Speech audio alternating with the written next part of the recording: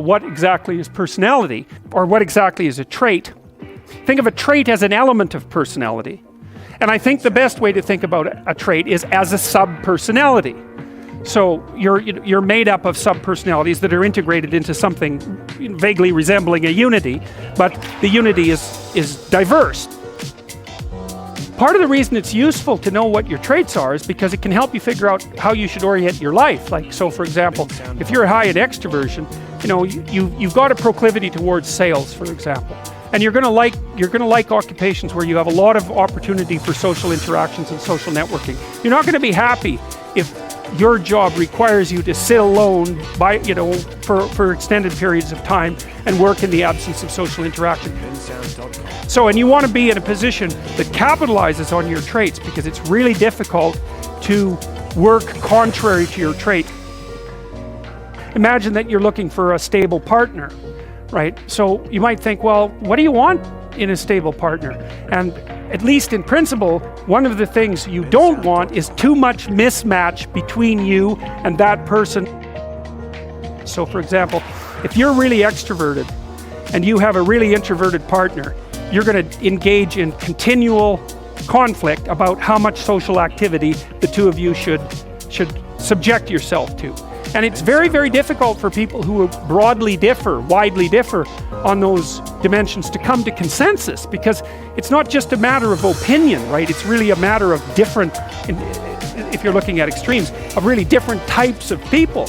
And the thing about introverts is they just don't enjoy large-scale social interaction that much. One-on-one they're often fine, but in a group they don't like that, and it tires them out. Whereas a real extrovert, it's like you isolate them and they just wither on the vine, because a huge part of what actually motivates them in a positive way is tangled up with social interaction. And so if you're an agreeable person and you have a particularly disagreeable partner, you're also going to run into problems, because the agreeable person will say whatever you want whenever, and a disagreeable person will say, well, I'd like to know what the hell you want for a change, and be much more harsh and much more demanding in the situation. And the agreeable person is going to find the disagreeable person harsh and unpleasant, and the disagreeable person is going to find the agreeable person wishy-washy and unable to stand up for themselves. And again, that's actually one of the primary sources of tension between men and women, because women tend to be higher in agreeableness than men. Well, if you're conscientious, you're industrious and orderly. And orderly people seem to be sensitive to disgust. Industrious people find it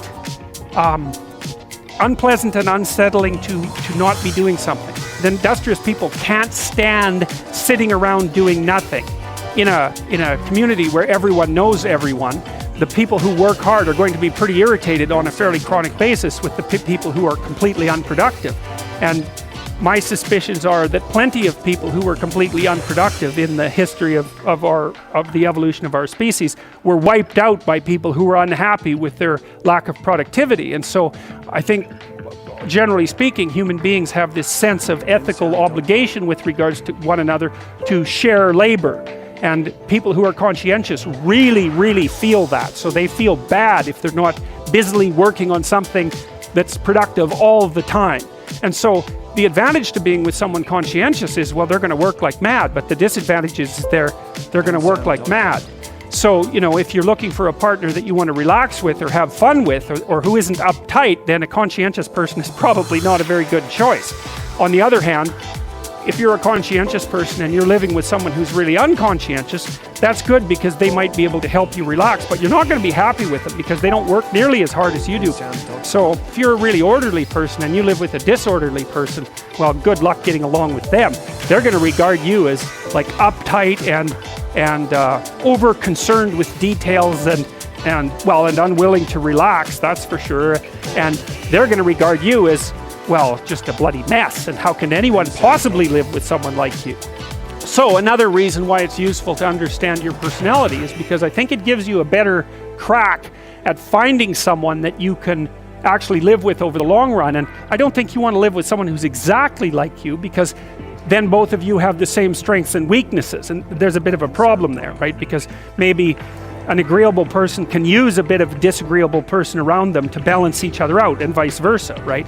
So we don't understand the optimal balance for long-term thriving in a relationship, but I think we do understand the fact that if you're too different in your traits, that where you're different is going to constitute a chronic source of conflict.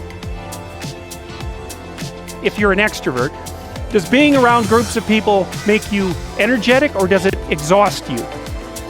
And if you're the sort of person that, you know, will go to a party and interact with 20 people, and then you have to go home and be by yourself for like 2 weeks, then you're introverted. Introverts are exhausted by social interactions. Extroverts are the opposite. They're energized by social interactions. And you know, you might be in the middle, so that you can take it or leave it with regards to social interactions, but you're happy to go to them and you're happy to spend time by yourself. That's a pretty canonical question for extroversion versus introversion. It's a very stable trait, by the way. It manifests itself early in life, and it's stable across the age span. Not completely. Introverts can learn to be extroverted, the extroverts can learn to spend time on their own. I think that actually your capacity to expand your ability past the initial constraints of your biological temperament is something like the development of character or wisdom. You know, so if you're an introvert by nature and you learn how to be extroverted, then that expands your domain of competence. And if you're extroverted and you learn to be introverted, the same thing. Well, since you're extroverted, you value being with people. And so you're going to look at the world. For example, if you're extroverted, you come into a room like this, you think, oh, look, it's a whole field of opportunity for social interactions. And if you're introverted, you think, well, maybe I'll go sit up in the corner and hope everybody leaves me the hell alone. But so it's an a priori set of perceptual structures that you bring to bear on a whole sequence of environments. So for example, maybe you're high in openness versus low in openness. That's the creativity dimension. People who are high in openness tend to be artists and entrepreneurs. And open people will look at other people as opportunities to engage in interesting intellectual conversations. And so you can tell when you're talking to someone open, especially if they're very high in openness, because they're going to want to talk to you about ideas or about aesthetics. That's what it's going to go right away. So that's how they view you, as a source of that sort of conversation. That's how they view the landscape. Someone who's high in neuroticism, which is a negative emotion dimension, is more likely to view the world as a place of threats to be protected against, because they're more anxious and more prone to emotional pain. So that's the frame of reference issue. So there's something about underlying fundamental psychological traits that determine or influence at least your value structures, and they do it at the level of perception. They also tend to set your goals. So extroverted people have as one goal the opportunity to engage with other people. So extroverts love parties. They live for parties. They love to tell jokes as well. That's a very good behavioral marker of extroversion.